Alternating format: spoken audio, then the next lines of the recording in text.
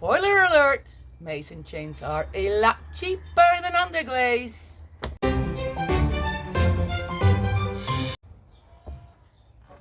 Take 13.6. I've been doing this for a while and I'm going to get it done now. I'm making things way too complicated. Hello my pottery friends, welcome back to my pottery studio on Bonaire. Let's talk Mason stains versus underglazes. I'm going to try to keep it as simple as possible and make it visual for you, because all the converging from fluid ounces to grams and milliliters and blah blah doesn't work for me to explain to you. So I have gathered up some stuff here and I'm going to try just show you a few things first. Yes, you've seen it in the title. I have made you a free PDF with recipes and things like that. There are 44 recipes in that PDF. I'll get to that later. Slip. I make slip from the same clay body I make my the white slip. I use a white slip.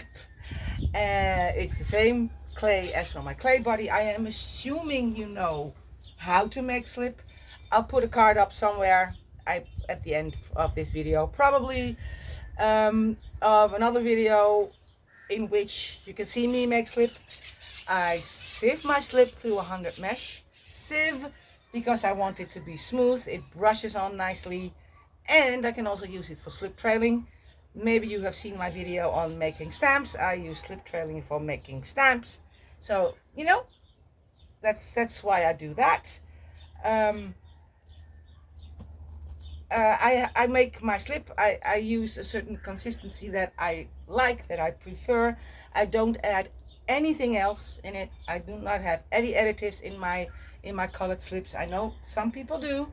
All fine. I don't. I have not yet found the need for it. Maybe it's because of this clay. I use Laguna W609 and 610. They are essentially the same clay. One has a little bit of sand in it and the other is smooth. That's where I make my slip from. And one more little disclaimer. I'm not very accurate.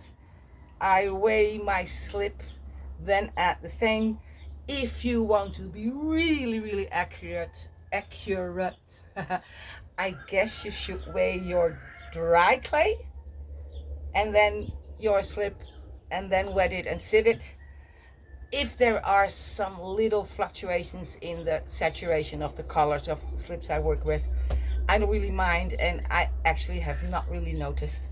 And I do not make humongous batches either. So I like to start with 100 grams of slip for a first batch, you know, to try things out. 100 grams of slip, here comes the visual part, is approximately, in my clay and my consistency, a 2-ounce bottle. I have one filled here. It has been standing a bit. It has water. Ta-da! That's it. And I will water it down a little bit more for it to get better for brushing on my pots. So that's that part out of the way. I need to clean my finger. Oh, sorry. Okay, so that's that. One more example. This is sapphire blue Mason stain. This is approximately a 1/4 pound. I think a 1/4 pound is the smallest amount you can buy these in. And if you want to play with this, which I can highly recommend,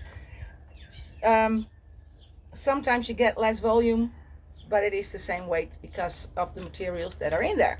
Some metals, things like that, especially the reds and the purples, are heavier. So you think you get less, but it's the same in weight, except it can differ in volume. That one's out of the way. And now let's get to comparing. I'm going to make this very visual for you, so it's easy to comprehend that, spoiler alert, There's nothing wrong with underglaze. I am comparing the prices with Emiko underglazes because when I started doing sgraffito and using colored slips, I always bought Emiko velvets. I love them. They're great. But now I use Mason stains. That's all. There's nothing, I cannot say anything bad about these except the price. And well, you know, everything has become more expensive lately all over the world. I know that you know. So that's all. But there's great stuff. So don't worry. I'm not dissing Emiko. Good stuff.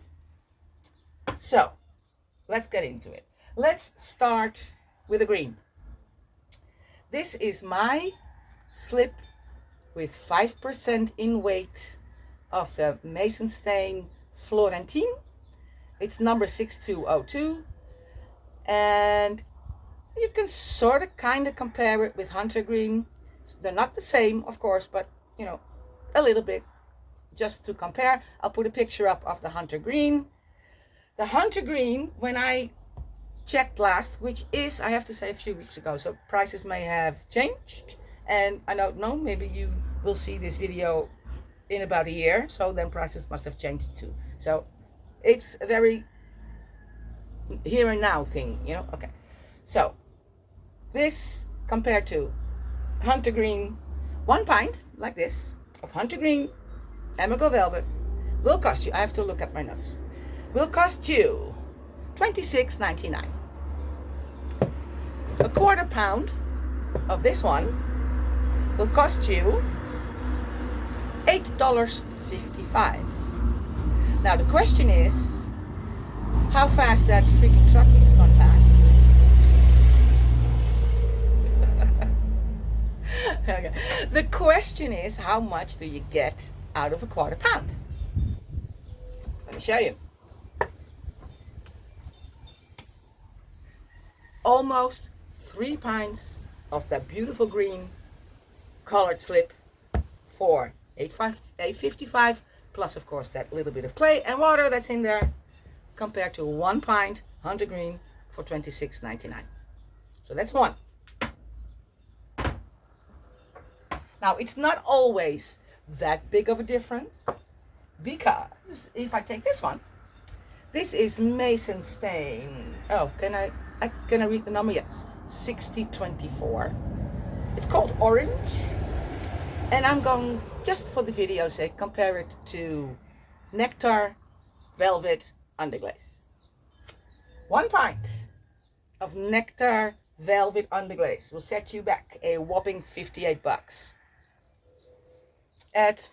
When I looked at this a few weeks ago at Dick Blick, and the prices for the Mason Stains are from Sheffield Pottery. They have a lot of free shipping, so that helps too. So $58 approximately for a pint of Nectar Velvet Underglaze. This Mason Stain is a little bit more expensive than the green one. It will cost you $15 and something for a 1/4 pound.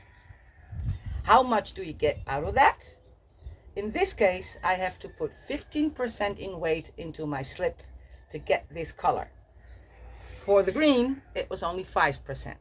So the difference is not that big. For $15 for a 1/4 pound of this Mason Stain, I can make a whole pint of colored slip for that $15, compared to the $58 for a pint of Nectar Underglaze. I will do one more.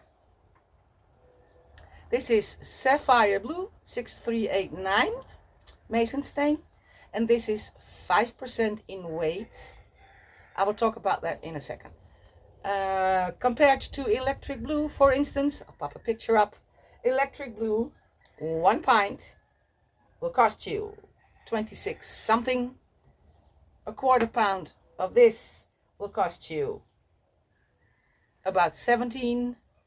So that's, you know, $10 cheaper, and I get three pints of this beautiful color for that $17, compared to, let me see again, $27 for only 1 pint. Now, how do I do that mixing. It's no rocket science. Like I said, I'm not accurate. I just take a scale, 100 grams of slip. When I am done testing and I know I weigh, for instance, this 5%, 100 grams, 5%, it's 5 gram. I weigh 5 gram of that stain, mix it in slip. And if it doesn't mix really well, I will sieve it again. Add water to the consistency I like it. And really, that's how I do it. It's not very complicated and very spectacular. So yeah, one more thing though. Whoops. Did you see me catch that? Velvets. They have more ingredients in there. I of course don't know what's in there, but I'm guessing there's fluxes in there, and I'm guessing there is some make it more brushable ingredients in there. That's why they are pretty darn good to work with. And that's the only thing I like about the velvets or other good underglazes more than the slips. If you fire these at Con 5 or 6, some of them get a beautiful sheen on its own. I'm guessing because of the fluxes. You don't get that with mason stains in your slip. It will be matte. You can tell if you can see the difference between the glazed part and the non-glazed part. But as I always glaze everything in a clear glaze, not a problem. Speaking of glaze, most of these, just like the underglazes, like a zinc-free glaze on top. You can glaze it with whatever you want, of course. I'm talking about a clear glaze. Most of them like zinc-free. The pinks and the greens are finicky. Some of them do need a little zinc. Some of them have want something with the ratio of magnesium, if I'm correct. Go to the Mason Stain website. There is all the information. And then it's test. That's all. That's really all. It's one of my shortest videos in a long time. But yeah, if you're willing to put in the testing and the stirring and the making the slip, it can save you a few bucks even. And of course you can mix your own colors, but most underglazes you can mix as well, so there's not a lot of difference there. Now about the PDF, all my notes. I spent a lot of time making that PDF. I took pictures of all my my test tiles, put the recipes in, and a few tips and tricks in there, and it's absolutely free for you to download. So there's a link in the description box, and there's a link in the pinned comment that will get you to my Ko-fi shop, where you can download it for free, no strings attached. I mean, there are so many potters that have been using Mason Stain for so long. I'm not bringing something really new, but I thought that a starter PDF with some percentages for you to start with might come in handy. I've put in some combinations in there too. There are about 44 different colors in there. So yeah, head over there. You can download it for free. However, while you are still on my Ko-fi page, you know. No, I'm kidding, really. No strings attached. But if you do appreciate it, I would very much appreciate it if you could buy me a coffee. Every little bit helps to keep this pottery rolling and to keep me making the videos and spending the time on it. So yeah, if you want to, yes please, and thank you. This pottery community is amazing no matter what. So feel free to download it for free, no worries. But if you can, I would very much appreciate a coffee or two. So thank you very much. I'm going to go off making some more slips because I need some more colors for my next project, and I guess you will see what it is. Might have to do with cute little tiny bud vases. So I'll see you in the next video. Bye bye.